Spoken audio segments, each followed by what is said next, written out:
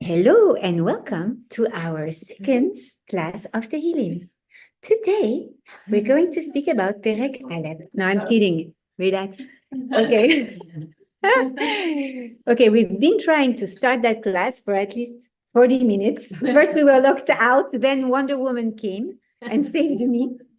We managed to go. Who is Wonder Woman? And now we are here chatting about life, about meaningful things also, but now we have to focus on our class. And by the way, I thought of you this morning. I printed, because again, like yesterday, I thought I totally forgot to bring the papers, and so I sent, yeah, I'm still trip, and I sent you by,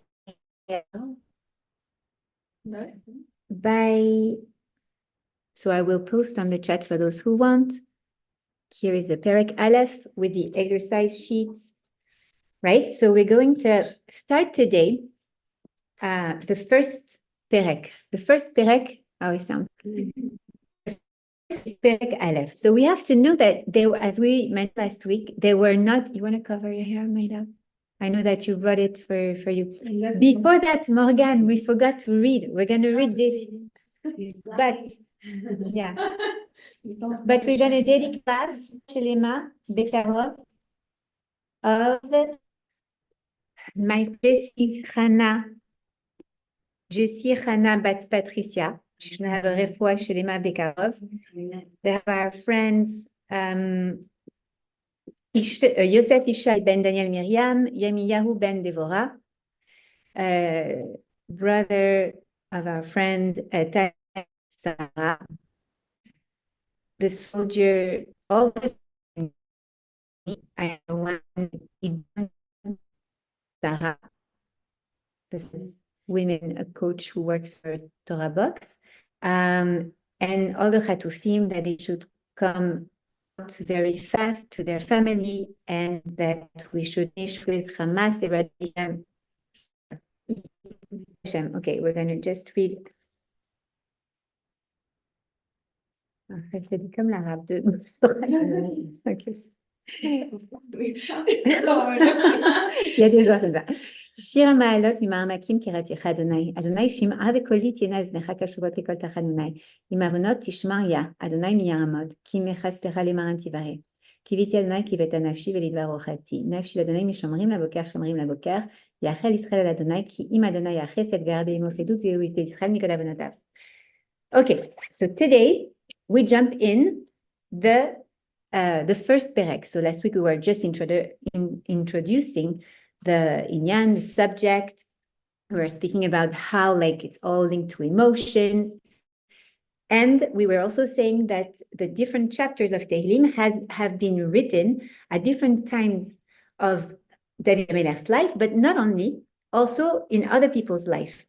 And the way they are compiled in the Sefer Tehilim that we have today is actually chronological. Okay, it's a very difficult word to say for me today, this morning. Okay, so it has compiled with an object, David HaMelech did it. Interesting that we want to know what he decided to open with, which kind of perek, which kind of writing, which kind of tehillah to Hashem is he going to introduce the entire Sefer with, right? It's interesting because it means it's something super, super important, right? So we're going to read the first perek. We're going to read it. Maybe if you want, I can read it in English, in Hebrew, and then we read it in English, right? It's okay? אשרי האיש אשר לא עבר בעצת חשעים, ובדרך חטאים לא עמד, ובמושב לצים לא ישב. כי בתורת אדוני חפצו ובתורתו יהגה יומם ולילה. והיה כעת שתול על פגי מים, אשר פריו ייתן בריתו, ורעלהו לא יבול, וכל אשר יעשה יצליח. לא כן הרשעים, כי אם כמות אשר תדפנו רוח. על כן לא יקומו רשעים במשפט וחטאים בעדת צדיקים, כי יודע אדוני דרך צדיקים ודרך רשעים תודך. Now we're going to read it in English in order to read it well. So let's read. Who wants to read? Okay, I can read. Well, that sounds like Happy is the man who does not walk in the counsel of the wicked, nor stands in. You okay? Oh my God. Okay. So I'll just go back to the first pasuk you hear. No, please don't worry. I'm happy you're fine. Baruch Hashem. So happy is the man who does not walk in the counsel of the wicked, nor stands in the way of the sinners, nor sits in the seat of the scorners, but whose delight is in the Torah of the Lord. And in his Torah he meditates day and night. And he shall be like a tree planted by the rivers of water that brings its fruits in its season. Its leaf also shall not wither, and whatever he does shall prosper. The wicked are not so, but are like the chaff which the wind drives away. Therefore the wicked shall not stand in the judgment, nor the sinner in the congregation of the right. For the Lord knows the way of the righteous, but the way of the wicked shall perish. Okay? So this perek is very interesting because it teaches us, we're going to see two lessons from this perek. First, we have to think that he's mentioning the importance of the influence, right? He's telling us, happy is the man who does not walk in the counsel of the wicked. Basically, if we translate that in today's words, right? Be careful who your friends are, where you live in, who you surround yourself with, right? This is the first thing that David Ameller wants to teach us. This is super important. Super important. Why? Because we are beings of influence. We are beings who are like sponges of energies. And when we are in the company of someone, it does influence our energy, our neshama, our actions, our behavior, right? The environment has impact on our behavior, that has an impact on our capacity, that has an impact on our beliefs, etc., right? Influence. We know as parents that influence is so important, right? We have to also be mindful to who we surround ourselves with. Friendship, neighborhood, husband, obviously, it's important, right? Whatever, this is a choice of ours. And this can really disturb the way that you take in your life. He speaks about walking in the counsel of the wicked, nor stands in the way of the sinners, nor sits in the seat of the scorners, right? It means like we have to understand like it's not okay, like even to spend just when we walk and we don't really accompany someone for hours, for days. Even be mindful of the people that you come across. So we should not be how do you say that? Méfiant. Worried about everyone. We should not be lacking trust on anyone, but we should be mindful because you know what? There are influences that really have an impact on our lives and can really change our path. And we don't want to walk on the wrong path, right? Remember that the halacha, what is the halacha? The halacha is the law, right? But at the same time, it comes from the word to walk in Hebrew. Why? Because it helps us to walk in the right path. Many people go out of it We say in Hebrew, go out of the derech, the path. What does it mean? It means that I love this parable. I used it so many of the puzzle of humanity and our neshama being one piece of that puzzle and having to come inside of the puzzle of humanity. We all have a life mission. We are all here in this life for a reason, right? This is our path. We could have several paths to go to the same destination, but don't let anyone distract you from your destination. Why is it so important? We are called the Ba'it, the women. We are called the houses, right, of Israel. When we are called in the Tanakh, in the Torah, we're called Bet Yaakov.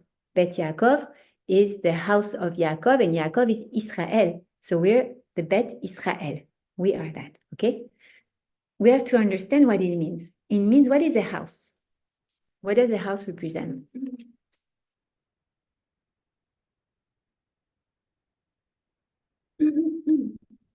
Home base, reassurance, stability. A home, stability. A roof is a protection, is a refuge, right? Protection against the exterior. A home is also somewhere warm, where we feel, as you said, safe, where we can grow, where we can be vulnerable and be okay, right? And the house is a building, stability, as you said, like consistency, right? We're not speaking about the ohel, which is a tent. We're speaking about a house. A house is a construction. It is a construction also. That's very interesting to hear. A woman is a construction in a sense that she built herself, right? And not only she built herself, she also has to build a fence for her family. That's why when we learn the Taharat HaMishpacha, the laws of family purity, as you remember, we call them family purity, and yet they are the rules of the wife. Why don't we say Taharat HaIsha? The purity of the woman, because the purity of the woman has an influence. She is the thermostat. She's the diffuser of her entire family. So there are. Why do we need to? First of all, when we open a perek Tehilim, and so many times we open a perek Tehilim because we're worried, because we want to pray for our kids, because we want to pray for someone we love, because our husband has an appointment for work and we want it to be successful. We have this book and we use it for so many reasons. Perek aleph, remember that your job is also to be mindful of who you let in your bite, who in your private space, okay? Some friends are very nice people, and sometimes they can be toxic people.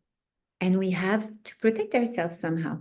And it's not because we're gonna be mean with them, but we have to protect our family because we feel that this friendship that we thought was very nice, very fun, ended up being very suffocating and toxic. So what are we going to do? We're going to take distance. A little bit, right? Find a way to protect. You see instance that suddenly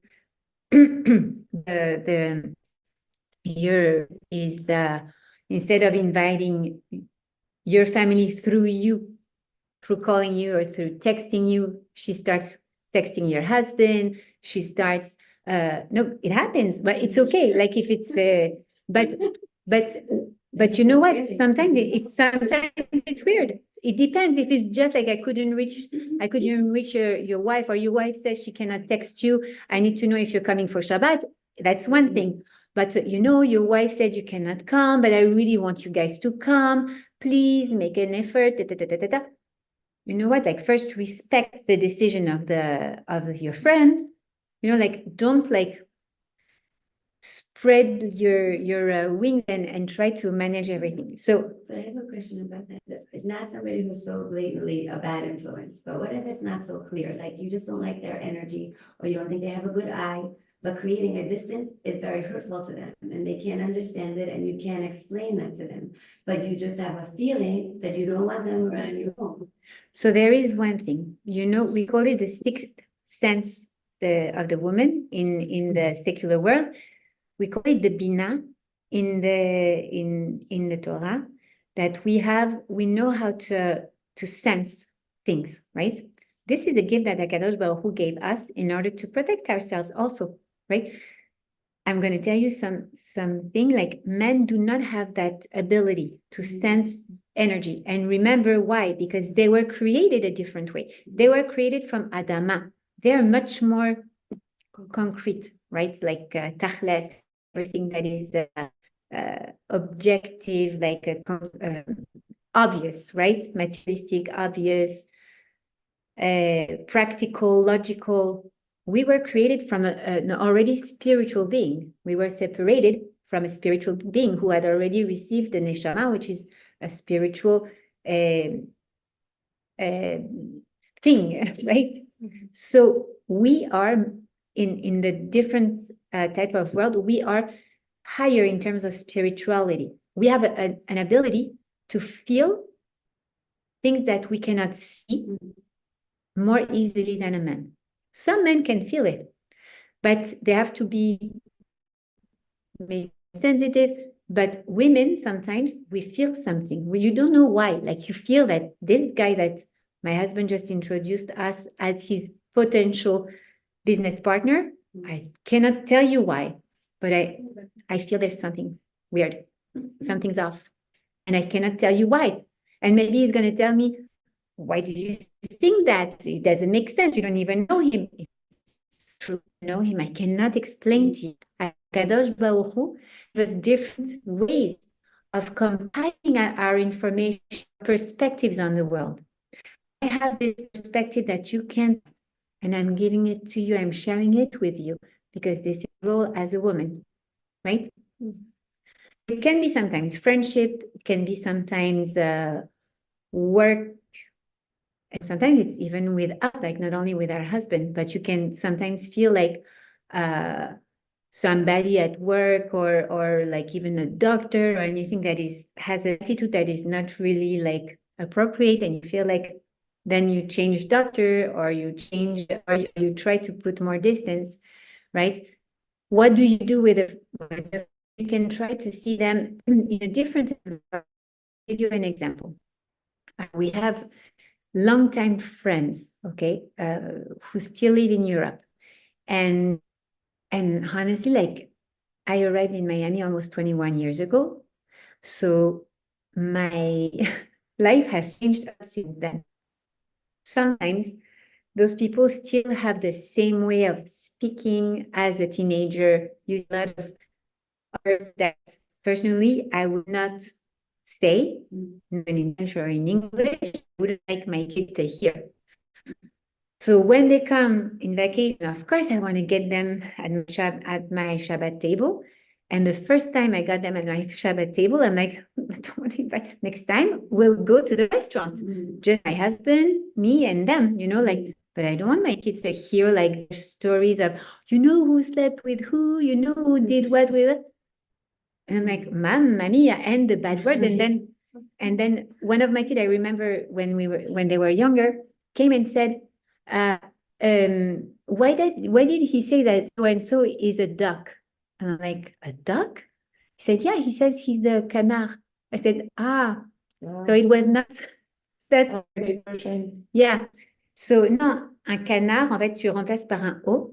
Tu vois? So my son thought like it says, like she says it's who's named someone like a duck because it's a bad word in French. So anyway, so in that, I know that when they come, we take them to the restaurant, we go, we have lunch, but I'm not bringing them to my Shabbat table to hear all the things that I don't want my kids to hear, right? Voilà, the influence.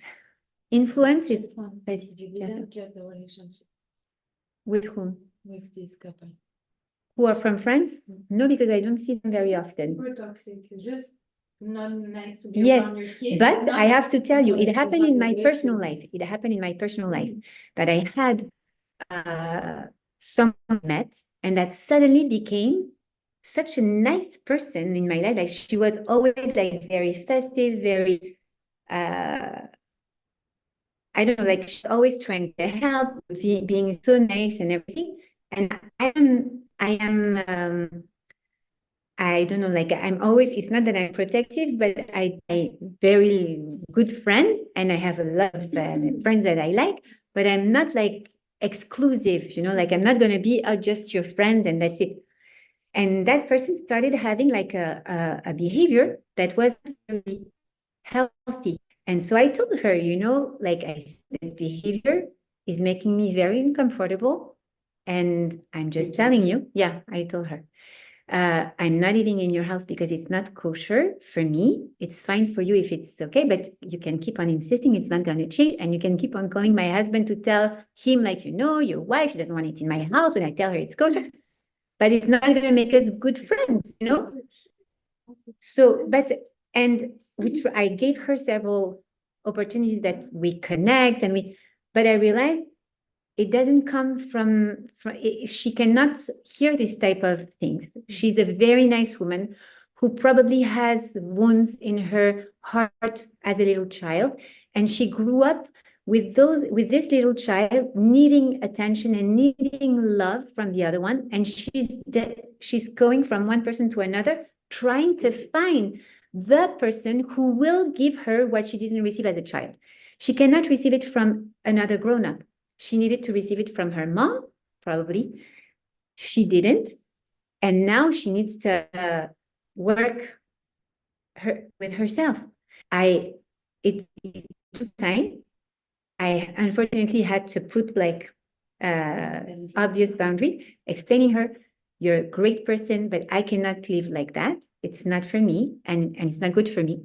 And it's not good for you either. You can use your intelligence, your energy doing great things instead of trying to do that. For me, it doesn't work.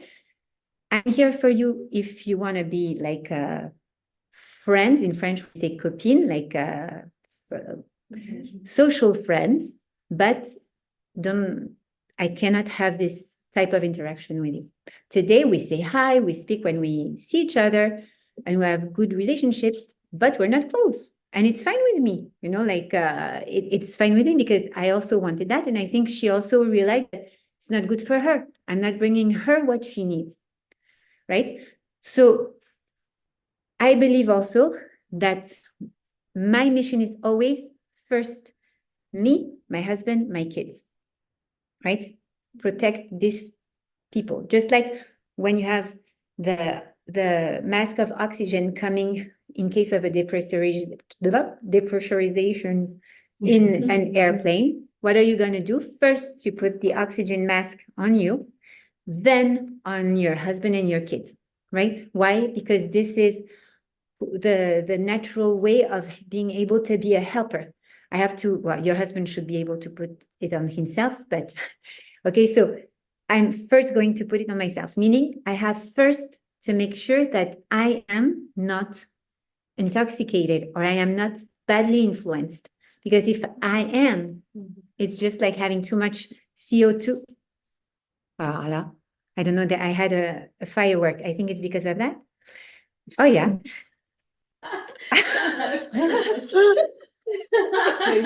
Yeah, look. That's good. Yeah. Anyway, sorry about yeah, whoever's gonna watch that video, that replay is gonna crack. Okay, text me if you see that video. Anyways, it's like dropping off, a bottle in the water. I never know who's watching that video or not. Anyways, it's very important to realize that we cannot be the one badly influenced. And unfortunately, I have one of my clients right now.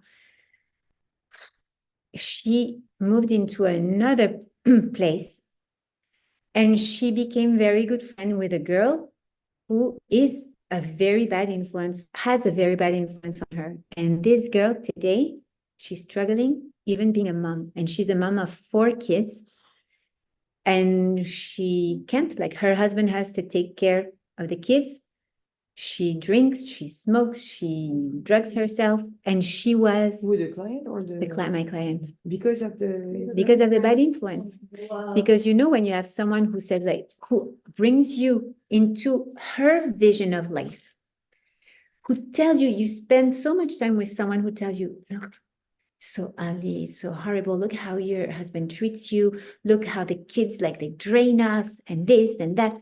After some time, that's how you see. I'm forcing you into my vision, and somehow that becomes your vision.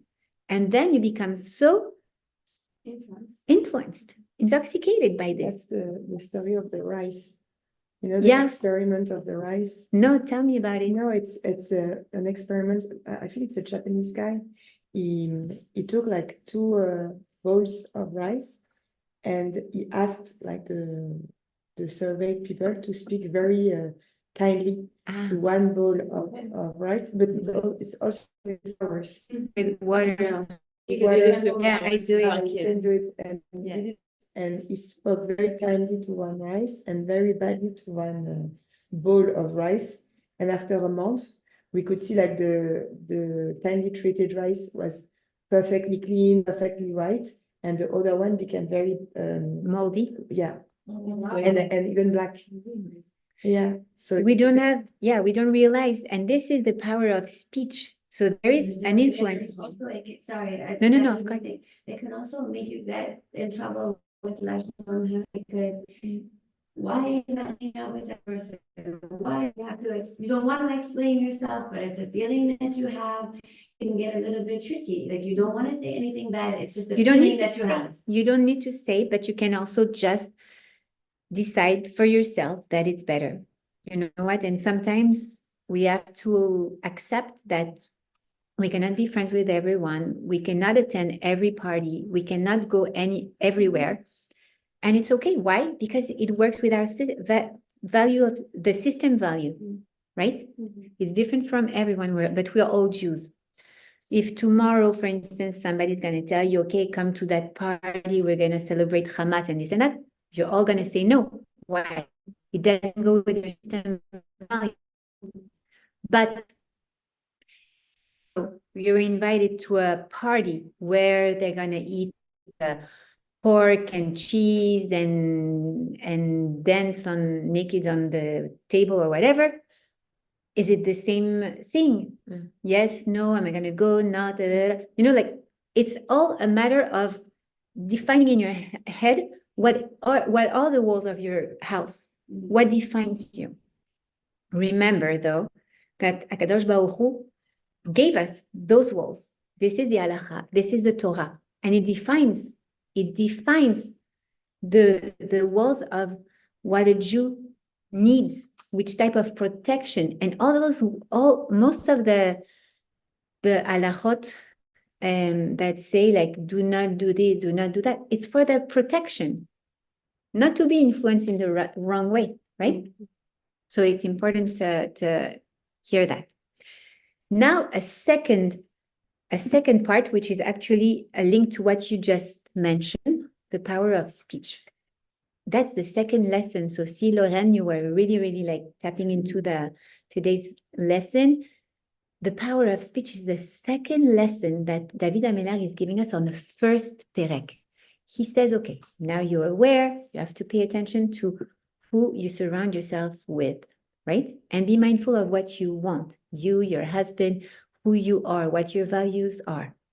Now speak about something else. It says, there is one who speaks harshly like piercing of a sword, but the tongue of the wise heals. That's from Shlomo HaMelech. King Solomon also wrote some Tehilim, and he's the son of David HaMelech, right? He's saying we can use our mouth to build, to support, to reinforce, to create, to give life, to give positive encouragement and motivation. We can also kill with our words. There is one who speaks harshly like piercing of a sword, right? There is one thing that we know from the beginning of creation is when HaKadosh Baruch Hu decided to create human being, Adam, what did he do? He said, let's create someone in our image. How did Hashem created the world? Anything that we see, that we smell, that we feel in this world has been created by the speech of Hashem, by the words of Hashem. Hashem spoke and it was. He said, let there be light, and there was light, right? He said, let there be, that the water should separate between the water and the water below, and they're separated. He said, and it happened. Everything that we see in this world is created like the matrix. With aleph, everything is made out of letters, like the electrons, like the molecules, like the DNA of the world, right? So that's why when we speak, and you mentioned that experience on rice, I had never heard it on rice, but I heard it on water. I did it with my kids and I showed you, I think the plant. What? It wasn't with plants? Yes, on plants. You said what? Plants. I read it on water and I did the one we did with my kids on beans. Yeah. Oh, Beans that sprouted beans.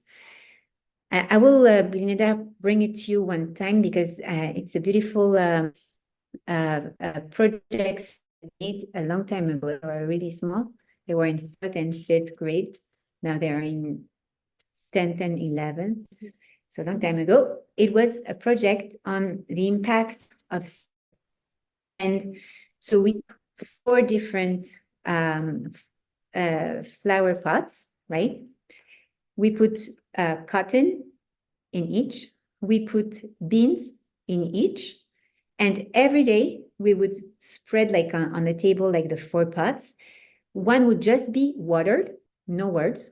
The other one we would water on saying nice words, like you're such a cute little bean. We love you, my little bean. You're going to grow and be the cutest bean of all. We love you so much. Okay. That's what we would say when we would water it. Then the 3rd one, we would say bad things. Such a stupid bean. And believe me, my kids had a lot of fun doing it. What a bad bean. Ooh, you're such a stinky bean. We don't like you. Da, da, da, da, da, da. Okay. And the 4th one, we would say Tehilim. At the end of the week, so every day they would measure everything. By the way, I did it with Sarah Simcha last year also, and it ended up also being very interesting.